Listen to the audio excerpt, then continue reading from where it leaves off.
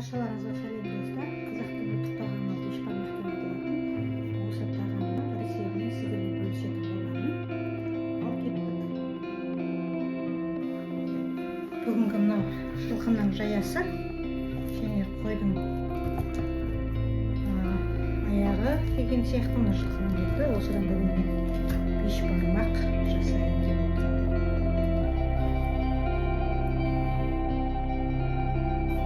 Міне достар, мен мына жылқының жаясы, және де қойдың бұрмасы бар, қабырғасы бар. Осыдан бүгін бешбармақ жасайын деп отырмын. Бәрін жуып тазалап қойдым. Яғни сүйектерін арылтып, тазалап жуып қойды. Енді осыны кастрюльге салып қайнатамыз. Бисмиллахиррахманиррахим деп айтамыз тамақшылардың алдында.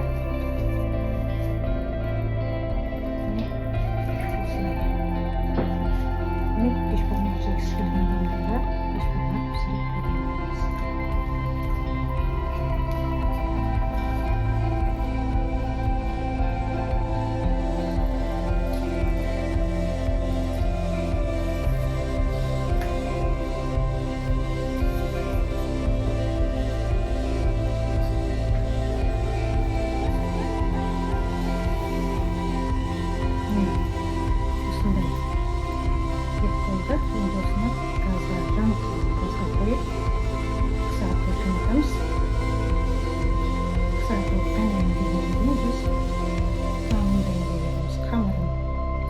Етіміздің жылқының еті болғандықтан көбігі көп шығатын болады. Сол еттің бетіндегі көбікті біз жақсылап алып тастаймыз.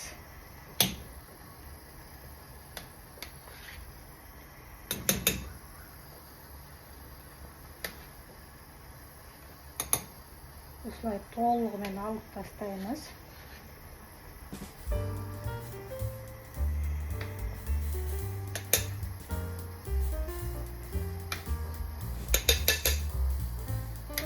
Кез келген еттің бетінен көбік шығатын болады.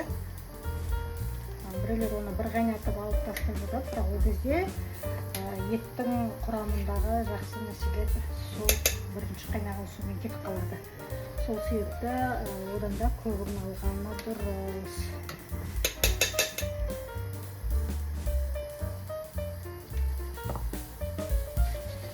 Газдың астын жай басып қойғанбыз, чтобы қатты қайнап кетпес үшін.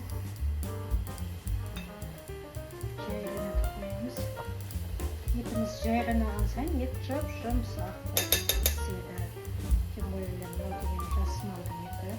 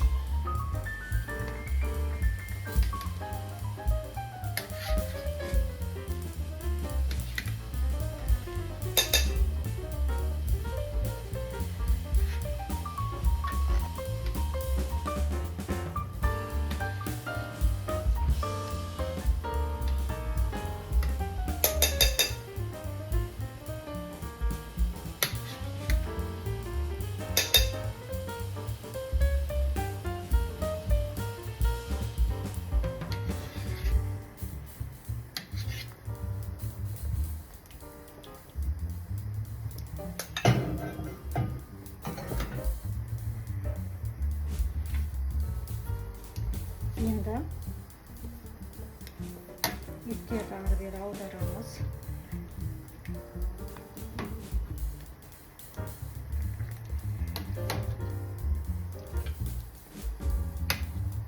Аударған кезде астындағы жиналып қалған көбіктер болса бірге шығады. Еттерді ары-бері аударамыз. Жылқының еті болғаннан кейін көбігі көбіректеу шығады.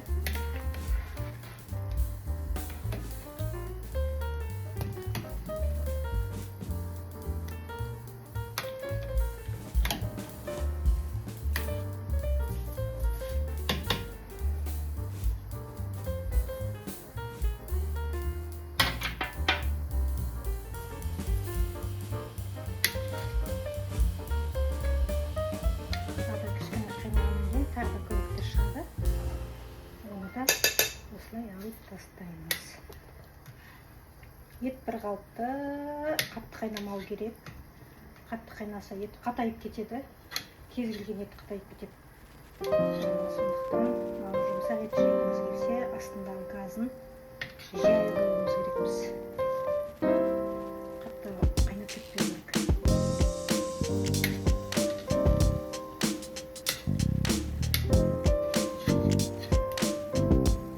Қазақтың тағамы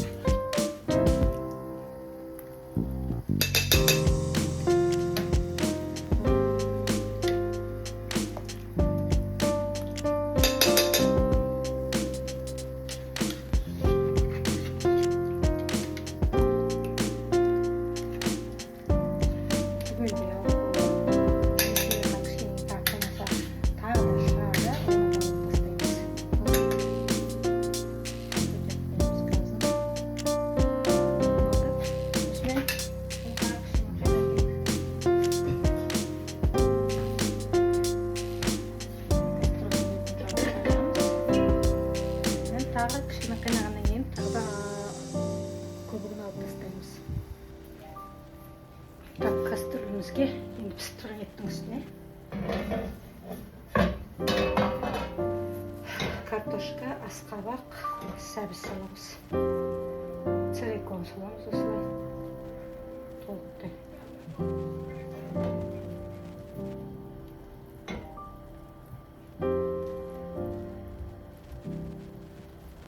15 минуттан кейін аламыз, 15 минуттан кейін піседі.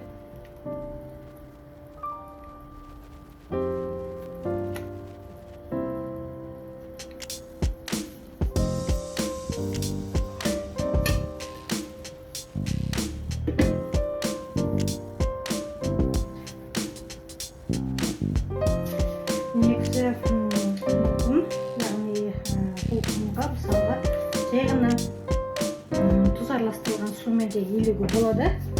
Сәлемдер қамырдың дәмін келтіргісі келген адамдар сүт те қоса береді, қаймақ та қоса беруге болады. Неғұрлым май араластырып, қаймақ араластырып сайын қамырымыз дәмді болады. Енді қазір кішкентай тұз салып, аз ғана су құямын.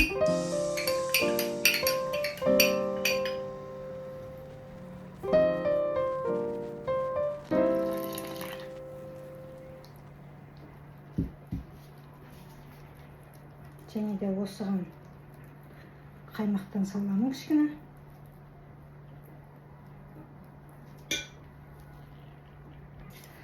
Қаймақтан салуға болады үстіне.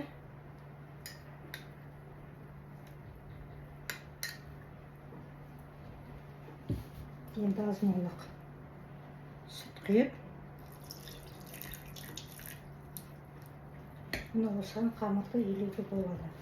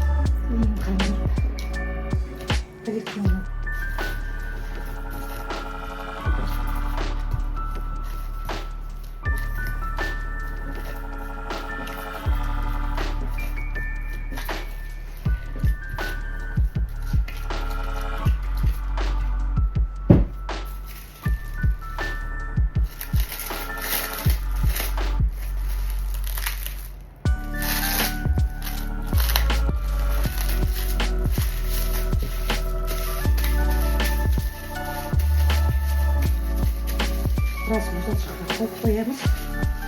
Bir sonraki koyayım basıp telefonumuza önümüze veririz.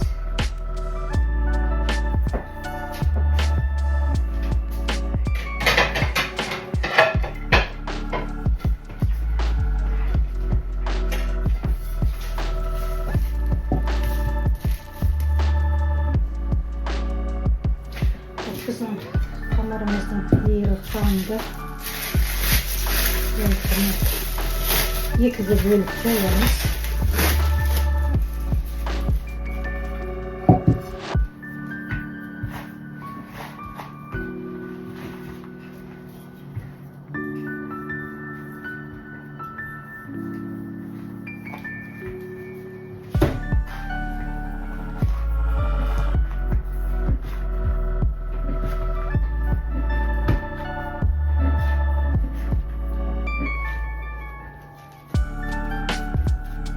Keks oldu.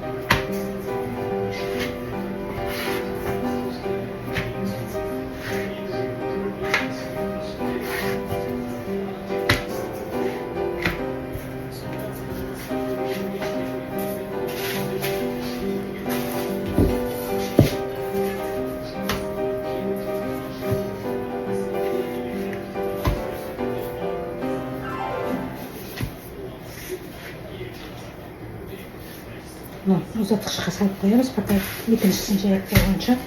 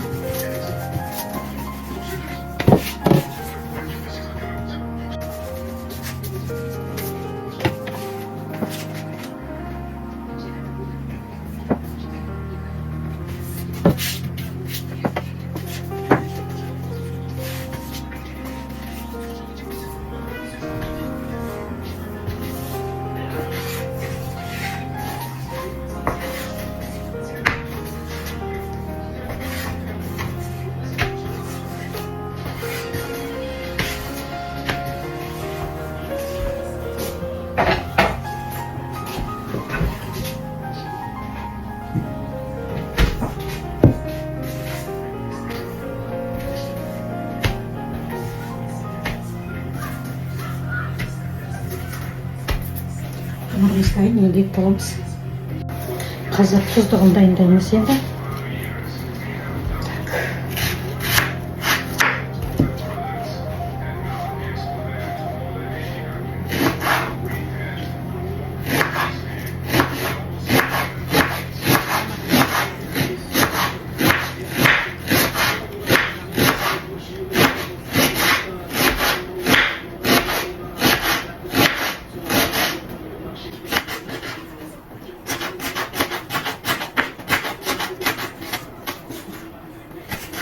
Шаға деп өткір, қомкесін өткір.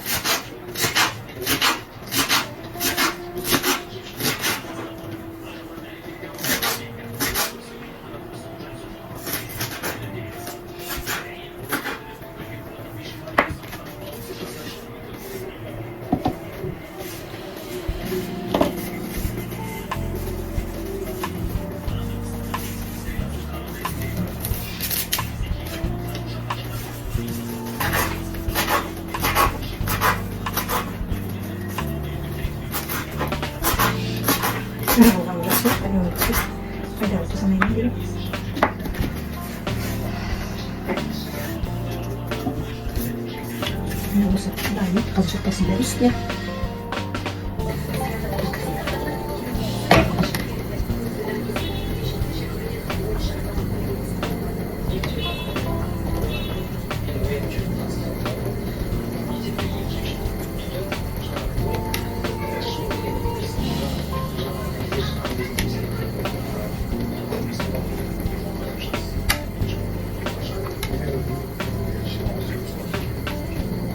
Tekrar mayın bakacağız.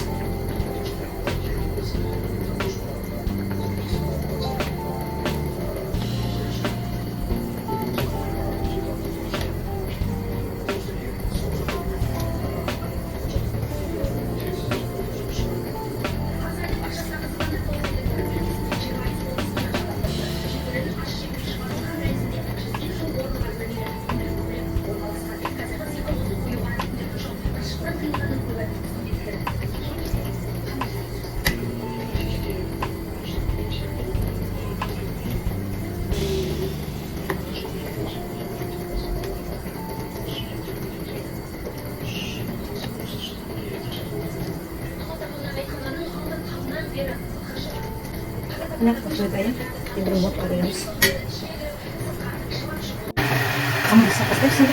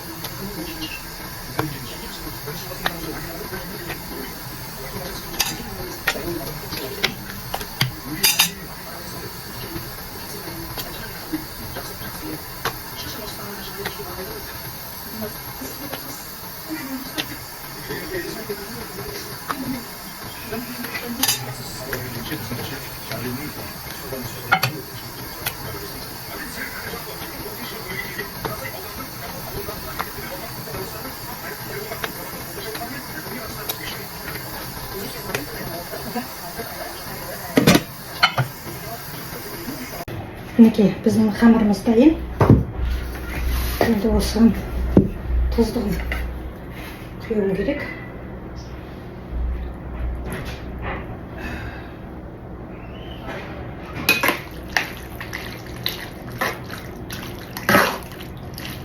Не үшін құямыз? Тұздың үшін қамырға жабысып қалмасы үшін де.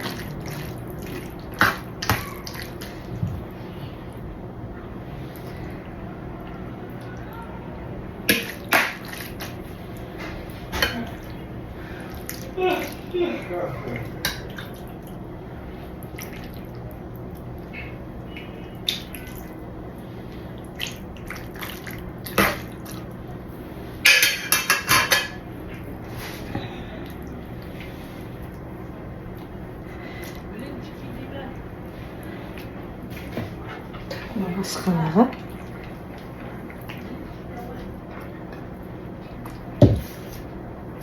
енді еттің үстіне саламыз.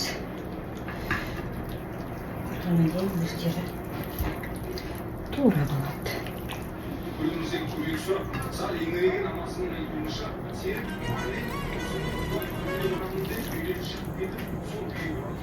Oldu. Hamurumuz dayın.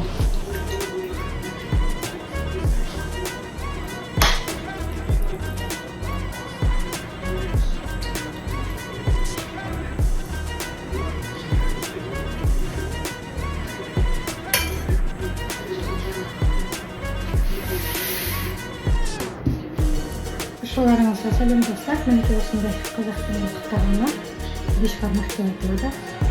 Егер сіздерге осы бешбармақтың оңай жасалатын рецепті керек болса, комментарийға жазыңыздар. Және мен сіздермен осыны рецептімен бөлісетін боламын.